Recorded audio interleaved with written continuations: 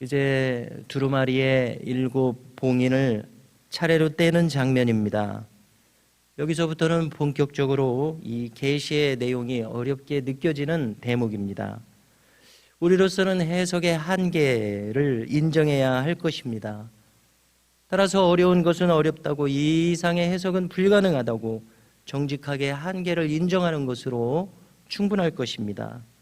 넷째 인까지 차례로 떼니까 인류에게 심판으로서 보편적인 재앙들이 주어집니다. 전쟁과 기근, 그리고 그로 인한 사망이 펼쳐진다고 이야기해 주고 있습니다. 근데 여기서 우리가 생각할 것 한 가지가 있는데요. 이 전쟁과 기근이 꼭 종말의 때에만 주어지는 것으로 생각할 필요는 없습니다.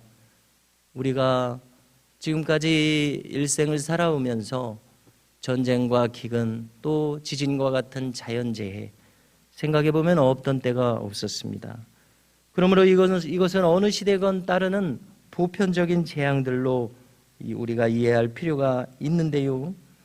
그렇지만 동시에 이러한 환난들은 인간을 사망이라는 결과로 몰아가기에 철저히 하나님의 심판으로서 이해되는 측면이 있습니다. 그러나 아직 이것이 최종적인 심판은 아닙니다.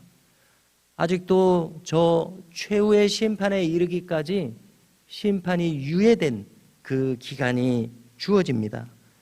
그래서 중요한 것은 교회의 역사를 통틀어서도 이러한 환난들은 많은 경우에 선교에 큰 기회들이 된다는 점입니다. 미국의 9.11 테러 직후에 그동안 교회에 출석하지 않았던 분들이 그렇게 많이 출석했다고 합니다.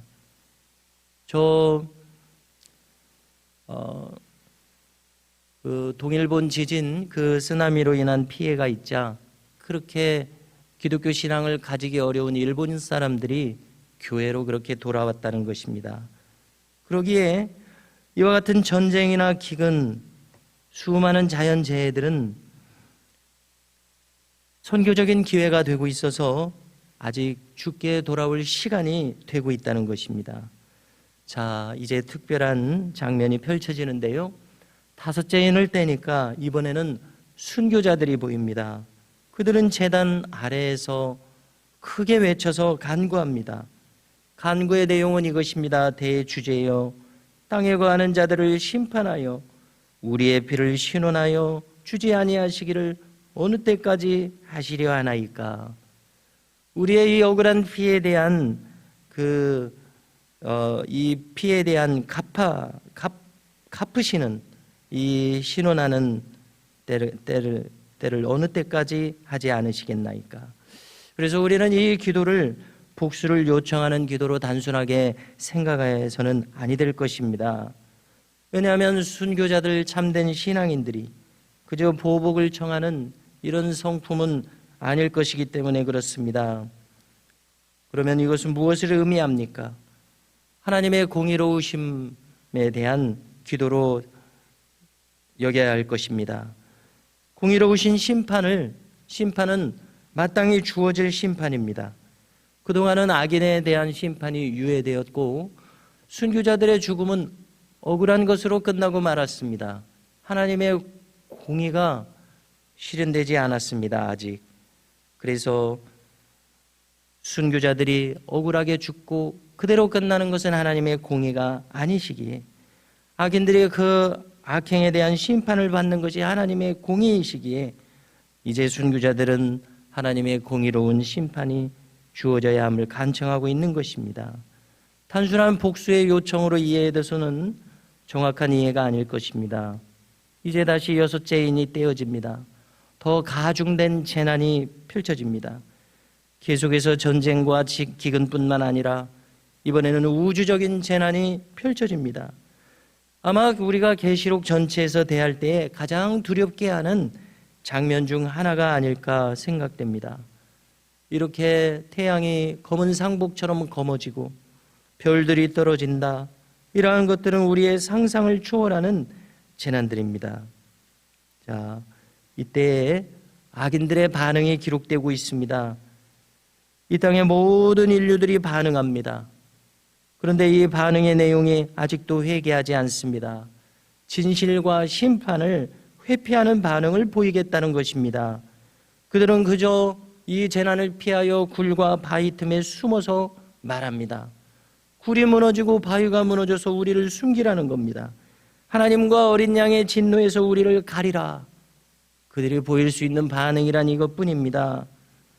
그야말로 회개가 불가능한 상태가 이들에게서 나타난다는 것입니다. 이것은 그야말로 인간 영혼의 가장 비극적인 상태를 보여줍니다. 시원하게 저 십자가 아래에서 항복하고 이제는 하나님을 인정해야 하지 않겠습니까? 그러나 그 마지막 위기의 순간까지 마음의 고집을 버리지 않는 이러한 비극적인 영혼들이 있겠다는 것입니다.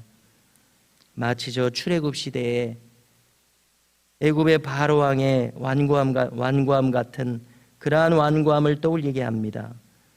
그 완고함을 굽히지 않고 마지막 시간까지 결코 회개하지 않는 이런 마음입니다. 이렇게 해서 오늘 본문은 더 이상 심판이 유예되지 않는 결정적인 그날은 꼭 오겠다는 것을 증거하고 있습니다.